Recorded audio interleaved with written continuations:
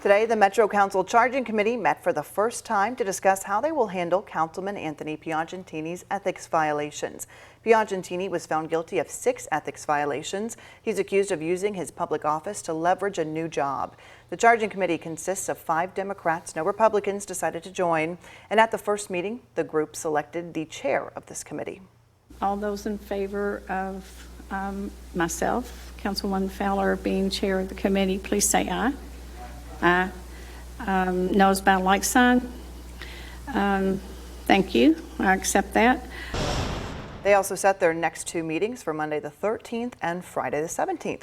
So here to tell us more about this process, what it's going to look like, we have Metro Council President Markus Winkler. He serves as the president of the council. He also represents District 17. So take a look. That is that yellow or that blue section right there. It is Brownsboro Road, LaGrange Road, Goose Creek Road, and then the Gene Snyder, all bordering that section. So thank you so much for coming on today. Thanks for having me. Let's start with the charging committee and what this really means. So he's found guilty of ethics violations. Now it's up to the council to decide what to do with it. Correct. So the charging committee forms to really evaluate what the Ethics Commission has sent us and decide whether or not there are grounds to proceed with removal proceedings. So they'll spend the next few weeks reviewing the information from the Ethics Commission, and then they will make a formal decision whether to bring charges or not. So if they do bring charges, what happens? What does that look like? Yeah, so then you have the formation of what's called the council court, which is really synonymous with a regular court proceeding. So, there'll be discovery and evidence and then an actual trial. Presumably that'll happen sometime early next year if charges are in fact brought.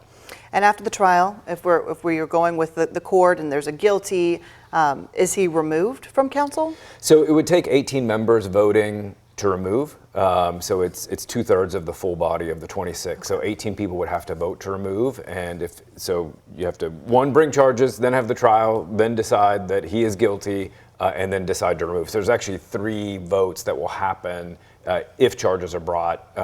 One is whether he's guilty of the violation, the other is if it rises to that level, and the third is whether to actually remove or not. Okay. And we're talking, you think, at least a year here? What does the timing look like? No, I think sometime early next year. So I don't think a year from now, but I would imagine the charging committee over the next, call it month to 6 weeks, will review the evidence and determine whether or not to bring charges. Okay. And then if they decide to bring charges, let's say that's in the December timeframe, you'd probably figure a couple of months of discovery and trial prep. And so my guess would be sort of that January, February timeframe if something moves forward. Okay. All right. Moving quick. Well, we're almost out of time. It is election day, and I know that's important to you. Yeah, I'd encourage everybody to go vote. You've got until 6 o'clock today. As long as you're in line, you're going to get to go vote, and go find your polling location. Go to the clerk's website if you don't know where it is, and get out there and let your voice be heard. All right. Agreed. It's a big day, an important day, so certainly get out there. You have about an hour and a half left to do it. Thank you so much for coming on today. Thank you.